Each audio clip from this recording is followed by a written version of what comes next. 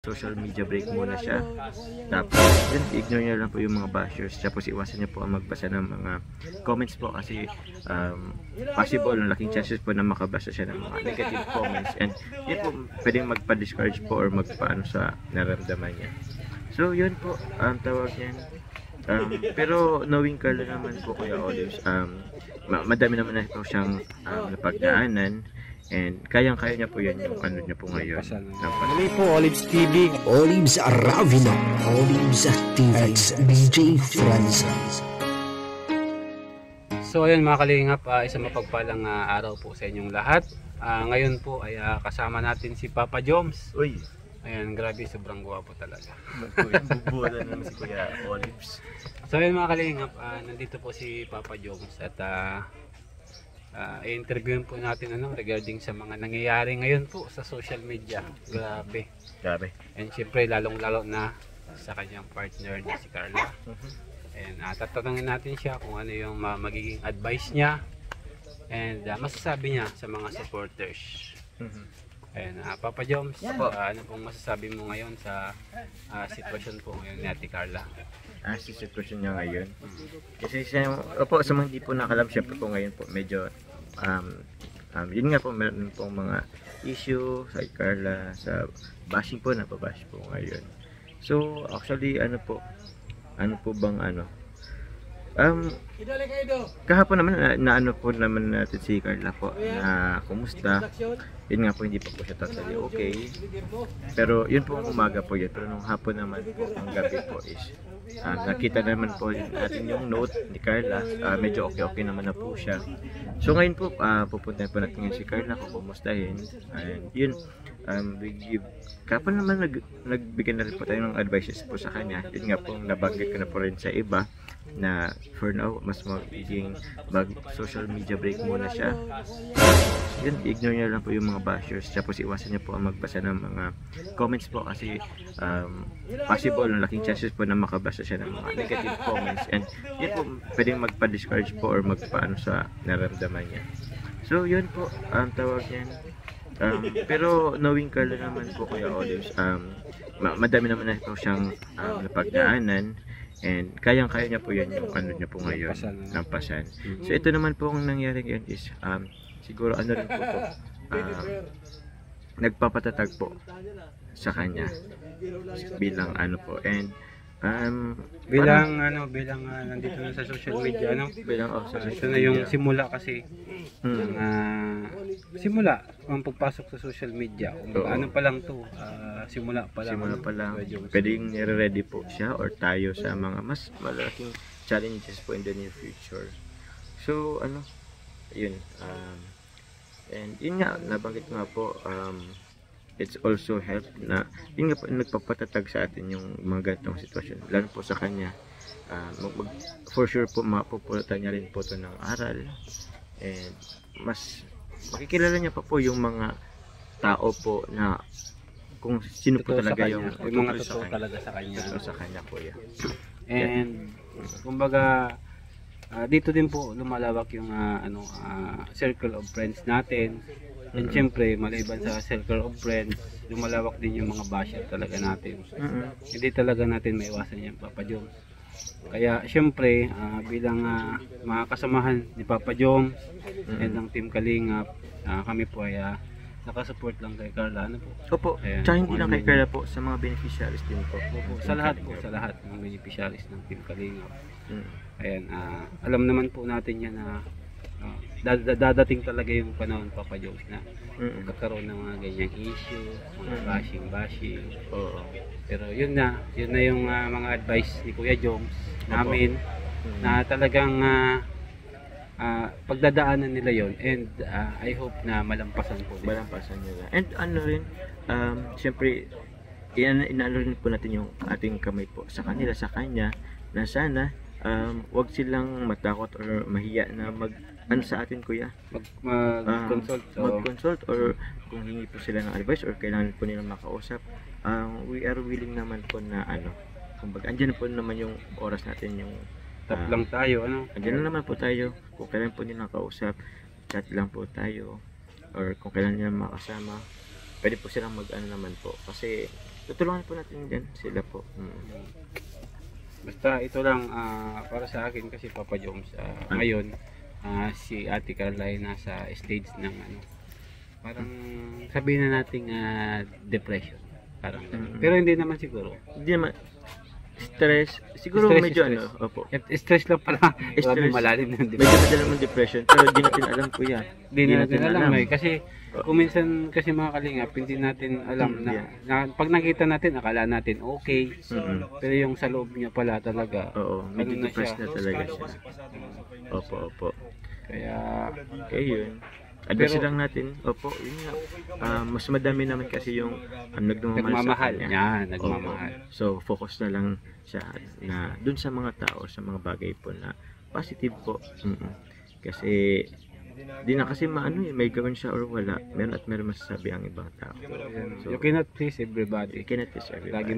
Lagi po natin yung tatandaan, guys. Kahit ano pa yung ginawa nating kabutihan, mga ginawa nating mabuti sa mata ng Diyos o sa mata ng iba, meron pa rin makakatingin na masama sa mata ng iba. Opo, at walang tayong magagawa dyan.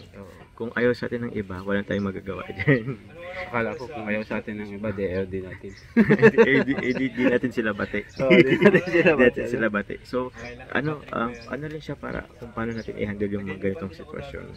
So, ini-handle rin natin sila. So yun, as of now, for now, syempre for now, kailangan rin nila ng advices or natin po, bilang nakakatanda. Kasi si Carla po naman is, pa naman siya, 18 years old pa siya kuya. So, yun mga bago pa ito sa kanya, karamihan. Although, mag-isang taon na rin yata siya, o hindi pa. Mag-isang taon na rin siya dito sa Kalingap, malapit na. So, kahit pa paano, medyo bago pa rin po siya sa mga ganitong situation. So, yun, andyan lang naman po tayo. So kung babalikan talaga natin yung si Ate Carla nung first time ma-vlog, sobrang mahihayin po nun mga kalingap, di ba? Mayan siya kuya, opo. Natago, nga yun na biglang pong tago sa kwarto nila. Halos hindi nga magsalita noon. Pero napaglabanan niya yun, guys, di ba? Napaglabanan niya yun. Ang laki na rin po nung improvement niya. So kung yun nga, napaglabanan niya noong time na nagsisimula pa lang, ay lalo na ngayon nandiyan na siya sa social media, di ba?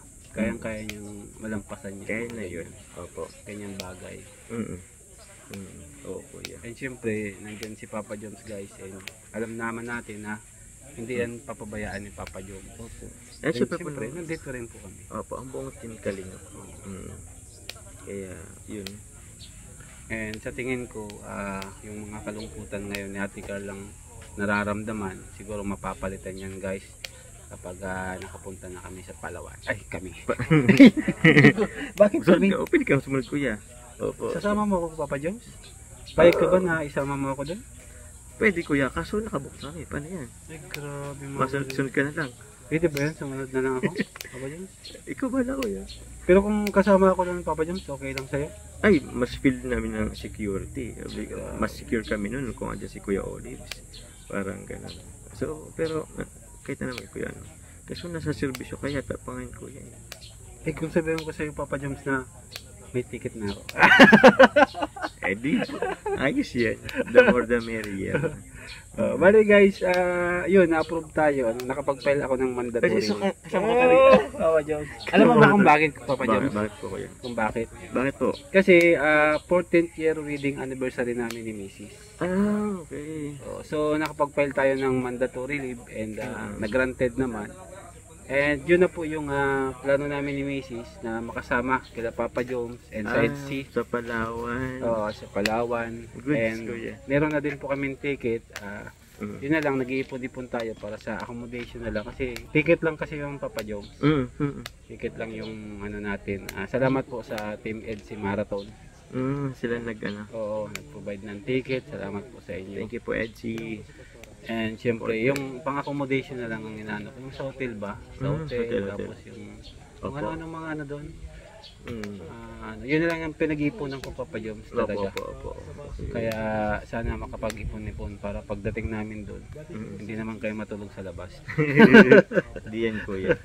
O sa mga taga, andyan po na supporters po ng taga Palawan. Ay, grabe! Baka Opo, naman. mga kalingap talaga. No? Hindi, laking tulong rin yan, Totoo kuya. yun, totoo po. Baka Na rin po tayo. nag-iipon pa ako ng budget talaga. Yung sa ano na lang, yung sa hotel. Hotel yung accommodation. doon. Oh. Yun na lang talagang kulang sa ngayon kasi yung ticket po is okay na, meron na po kami ticket. Legit po na meron na po. Ano. Ayos. And yun, may ilang araw pa po kami para makapag-ipon-ipon ako. Ilang araw pa. 19 tayo babiyahe. 19, siguro mga 14 days. 14 days na lang. Kasi 5 na ngayon eh. June 5 na ngayon. Kailangan ko guys ng mga ano, siguro mga 40,000 kasi kasama ko si Mrs. yung accommodation. Kayong dalawa na po. Mura lang naman kasi yung ticket. Ang mahal lang talaga doon yung hotel, Hotel accommodation. yung pagkain, yung accommodation, yung mga pupuntahan natin. Sabagay may mga activities pa rin. Yung mga activities. Yun lang yung medyo may kamahalan na. So, parang i-estimate ko lang po, may nagsabi sa akin na mga 40,000 or 50. Yun yung budget na Budget. sa Okay. accommodation. Para sa lahat-lahat. Kumbaga, Sa bagay. kasi 5 days din. 5 kasi, days nga 6 kuya. days, Oh. 6 days. Ang tagal-tagal din. Galing. Yun guys, nag-iipon-ipon tayo and I hope na sana makaipon po tayo and sa mga supporters ni Papa Joms. Supportan niyo po kayo sa pagpunta namin sa Palawan Thank you po. and para totally po maka-recover si Ate Carla. Oh, ganda po And naman. maka-move Laking on siya, tulong. no? Laking tulong po niyan if ever. Para at least, kumbaga ma-refresh siya doon kung ano yung mga nangyari ngayon na sitwasyon dito Opo. ngayon. Pagdating doon, ma-refresh siya and makalimutan niya. Kalimutan niya. Madali lang naman kalimutan yan, Papa Joms. Opo. Lalo na nandyan ka. Grabe! Oh, lalo na yung kasama yung mga taong ano. Yun syempre importante. Tapos, kabanding ba? Kabanding ako. Kasi meron po yan si Biancy, kapwa niya po Angels. Andun si Jack na ano, ate-ate niya. So, andun din kami kay boys, mga ano. So, yun. Yan kuya. Kaya, ayan. Maraming salamat po sa inyong lahat mga kalingap. Ayan, abangan niyo po kami ni Papa Joms sa Palawan. Ayan. And yun po sa social media. Grabe. And syempre, lalong-lalo na sa kanyang partner na si Carla. And tatanungin natin siya kung ano yung magiging advice niya. And masasabi niya sa mga supporters. Ayan, Papa Joms, ano pong masasabi mo ngayon sa sitwasyon po ngayon ni Ate Carla? Sa sitwasyon niya ngayon. Kasi siya, opo, sa mga hindi po nakalam, syempre po ngayon po, medyo, yun nga po, meron pong mga issue sa Carla, sa bashing po, napabash po ngayon. So, actually, ano po bang ano, kahapon naman na ano po naman natin si Carla po na kumusta. Yun nga po, hindi pa po siya totally okay, pero yun po ang umaga po yun. Pero nung hapon naman po, ang gabi po is nakita naman po natin yung note ni Carla. Medyo okay naman na po siya. So ngayon po pupuntahan po natin si Carla kung kumustahin. And yun, kapag naman nagbigay na rin po tayo ng advices po sa kanya. Yun nga po, nabanggit ko na po rin sa iba na for now mas magiging social media break muna siya. Tapos yun, ignore niya lang po yung mga bashers. Tapos iwasan niya po ang magbasa ng mga comments po kasi possible, laking chances po na makabasa siya ng mga negative comments, and yun po pwedeng magpa-discourage po or magpaano sa naramdaman niya. So yun po ang tawag niyan. Pero knowing Carla naman po, Kuya Olives, madami naman na po siyang napagdaanan.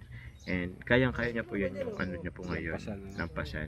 So ito naman po ang nangyari ngayon is siguro ano rin po nagpapatatag po sa kanya bilang ano po. And bilang nandito na sa social media, bilang ito sa social na yung media. simula kasi simula ang pagpasok sa social media. Oo. Ano pa lang to, simula pa lang. Pwedeng nire-ready po siya or tayo sa mga mas malaking challenges po in the near future. So ano, yun, and yun nga, nabanggit nga po, it's also help na yun nga po, nagpapatatag sa atin yung mga ganitong sitwasyon, lalo po sa kanya. For sure po mapupulutan niya rin po to ng aral, and mas makikilala niya pa po yung mga tao po na kung sino po Totoo sa talaga kanya. yung Yung mga totoo talaga sa kanya. totoo sa kanya, kuya. And kumbaga dito din po lumalawak yung circle of friends natin. And syempre, maliban sa circle of friends, lumalawak din yung mga basher talaga natin. Hindi talaga natin maiwasan yung Papa Joms. Kaya syempre, bilang mga kasamahan ni Papa Joms and ng Team Kalingap, kami po ay nakasupport lang kay Carla. Ano po? Opo, Ayan, tsaka hindi kung lang ano kay yun. Carla po, sa mga beneficiaries din po. Opo, sa lahat po, sa lahat ng beneficiaries ng Team Kalingap. Mm. Ayan, alam naman po natin yan na dadating talaga yung panahon, Papa Jones, na magkakaroon ng mga ganyang issue, mga bashing. Oo. Pero yun na yung mga advice ni Kuya Jones namin na talagang pagdadaanan nila yon, and I hope na malampasan po nila. Malampasan nila. And ano rin, syempre, inaano rin po natin yung ating kamay po sa kanila, sa kanya, na sana wag silang matakot or mahiya na sa atin, kuya, Mag-consult. mag-consult, or kung hingi po sila ng advice or kailangan po nilang makausap, we are willing naman po na kumbaga andyan po naman yung oras natin, yung Tap lang tayo, andyan na naman po tayo kung kailan po nilang makausap, chat lang po tayo, or kung kailan nilang makasama, pwede po silang naman po, kasi tutulungan po natin din sila po. Basta ito lang para sa akin, kasi Papa Jones, ngayon si Ate Carla ay nasa stage ng parang sabihin na nating depression, parang ganun. Pero hindi naman siguro Hindi naman stress, siguro Stress, medyo stress. opo, stress lang pala. Stress. Grabe, malalim na depression. medyo madalang ng depression, pero di natin alam, kuya. Hindi natin alam kasi kung minsan kasi mga kalingap, hindi natin alam na pag nakita natin, akala natin okay, pero yung sa loob niya pala talaga, Oo, medyo na depressed siya. na talaga siya. Opo. Kaya Yun. Advice lang natin. Opo, yun nga. Mas madami naman kasi yung nagmamahal nagmamahal sa kanya. niya, nagmamahal. Opo. So, focus na lang siya na dun sa mga tao, sa mga bagay po na positive po. Kasi di na kasi may gawin siya or wala. Meron at meron masasabi ang ibang tao. So, You cannot please everybody. you cannot please everybody. Lagi po natin yung tatandaan, guys. Kahit ano pa yung ginawa nating kabutihan, mga ginawa nating mabuti sa mata ng Diyos o sa mata ng iba, meron pa rin makakatingin na masama sa mata ng iba. Opo, at wala tayong magagawa dyan. So, Kung ayaw sa atin ng iba, wala tayong magagawa dyan. akala ko kung ayaw sa atin ng iba, di natin. Di natin sila bate. Di Natin sila bate. So, ano rin siya para kung paano natin i-handle yung mga ganitong sitwasyon. So, ini-handle rin natin sila. So, yun, as of now, for now, syempre, for now, kailangan rin nila ng advices or natin po, bilang nakakatanda. Kasi si Carla po naman is, pa naman siya, ba 18 years old pa siya, kuya. So, yun, mga bago pa ito sa kanya, karamihan. Although, mag-isang taon na rin yata siya, o hindi pa. Mag-isang taon na rin siya dito sa Kalingap, malapit na. So, kahit pa paano, medyo bago pa rin po siya sa mga ganitong situation. So, yan, andyan lang naman po tayo. So kung babalikan talaga natin yung si Ate Carla nung first time ma-vlog, sobrang mahihayin po nun, mga kalingap, di ba? Mayan siya, kuya, opo. Natago, nga yun na biglang pong tago sa kwarto nila. Halos hindi nga magsalita noon. Pero napaglabanan niya yun, guys, di ba? Napaglabanan niya yun. Ang laki na rin po nung improvement Niya. So kung yun nga, napaglabanan niya noong time na nagsisimula pa lang, lalo na ngayon Sana ngayon. nandiyan na siya sa social media, di ba? Kayang-kaya niyang malampasan niya. Kaya na yun. Opo. Kanyang bagay. Oo, kuya. And syempre, nandiyan si Papa Jones, guys, and alam naman natin na hindi yan papabayaan ni Papa Jones. Opo. And Syempre po, syempre, nandito rin po kami. opo, ang buong team Kalingap. Kaya, yun. And sa tingin ko, yung mga kalungkutan ngayon ni Ate Carlang nararamdaman, siguro mapapalitan yan, guys, kapag nakapunta na kami sa Palawan. Ay, kami. Bakit kami? Open ka, sumunod, kuya. Opo. Sasama mo ako, Papa Jones? Payag ka ba na isama mo ako doon? Pwede, kuya, kaso nakabook na paano yan? Ay, grabe mga Masunod ka na lang. Pwede ba yun? Sumunod na lang ako, Papa Joms? Ikaw bala kuya. Pero kung kasama ako ng Papa Joms, okay lang sa'yo? Ay, mas feel namin ng security. Mas secure kami nun kung andyan si Kuya Olives. Parang ganun. So, pero kahit na naman Kuya ano.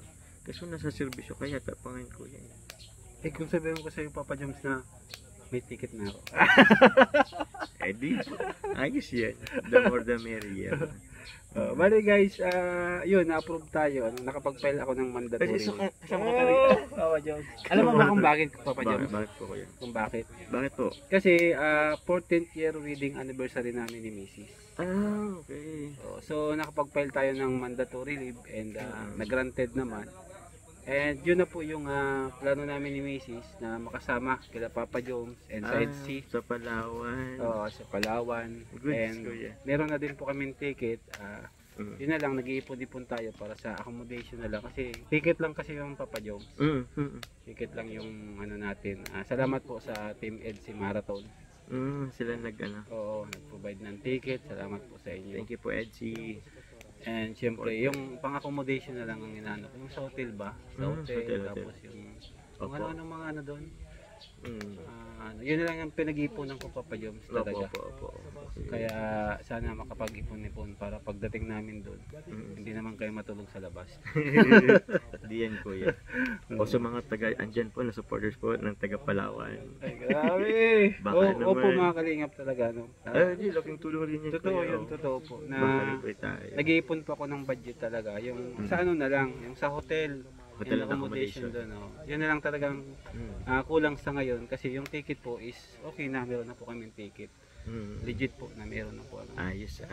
And yun, may ilang araw pa po kami para makapag-ipon-ipon ako. Ilang araw pa. 19 tayo babiyahe. 19 siguro mga 14 days. 14 days na lang. Kasi 5 na ngayon eh. June 5 na ngayon. Kailangan ko guys ng mga siguro mga 40,000 kasi kasama ko si Mrs. yung accommodation. Kayong dalawa lang po. Mura lang naman kasi yung ticket. Ang mahal lang talaga doon yung hotel, Hotel and accommodation. yung pagkain, yung accommodation, yung mga pupuntahan natin. Sabagay may mga activities pa rin. Yung mga activities. Yun lang yung medyo may kamahalan na. So, parang i-estimate ko lang po. May nagsabi sa akin na mga 40,000 or 50. Yun yung budget na sa accommodation. Para sa lahat-lahat. Sa bagay. Kasi 5 days din. 5 days nga Kuya. 6 days. Tagal-tagal din. Galing. Yun guys, nag-iipon-ipon tayo and I hope na sana makaipon po tayo sa mga supporters ni Papa Joms. Supportan nyo po kayo sa pagpunta namin sa Palawan. Thank you po. And para totally po maka-recover si Ate Carla. Ganda po naman. Laking tulong. Laking tulong po niyan if ever. Para at least, kumbaga ma-refresh siya doon. Kung ano yung mga nangyari ngayon na sitwasyon dito ngayon. Pagdating doon, ma-refresh siya and makalimutan niya. Madali lang naman kalimutan niya, Papa Joms. Opo. Lalo na nandyan ka. Grabe! Lalo na yung kasama yung mga taong Yun siya importante. Tapos, kabanding ba? Kabanding, oo. Kasi meron po yun si Biancy, kapwa niya po Angels. Andun si Jack na ate-ate niya. So, andun din kami kay boys, mga So, yun. Yan Kuya. Kaya, ayan. Maraming salamat po sa inyong lahat mga kalingap. Ayan, abangan niyo po kami ni Papa Joms sa Palawan. Ayan. And hopefully, makapag-ipon-ipon tayo ng budget. Okay, Kuya. Ayan Kuya Joms, maraming Thank salamat. you, Kuya. And I hope and pray na maging okay na po si Carla. Opo. And sabi nga natin, nandyan tayo sa social media. So, may mga ganyan talaga. Pero, si Carla na lang mag-decide kung anong gusto niya. Opo Kuya. Basta kung gusto niyang mag-move on, andito si Papa Joms. Gabay lang kami. So ayun mga kalingap, ganito lang yung munting interview natin kay Kuya Jomar. Maraming salamat Kuya Jomar ha. Salamat Kuya. Opo, ingat mamaya ba alis ka? Hindi po pa. Mamaya na ako mabayay. Pabalik na naman po tayo kasi mamaya sa trabaho natin. And kaya, samantalayin ko yung pagkakataon na kasama ko ngayon si Papa Joms. Ay grabe, opo. Kaya Olives. Ingat lang po. Maraming salamat po sa lahat. Lagi po nating suportahan si Kuya Bal, Ate Edna, and Kalinga Prab, and siyempre yung mga K-Boys po natin, and Love Teams, and the actors. Maraming salamat po sa inyo lahat mga kalingap. Mabuhay po and God bless you all. God bless, bye-bye. Bye-bye.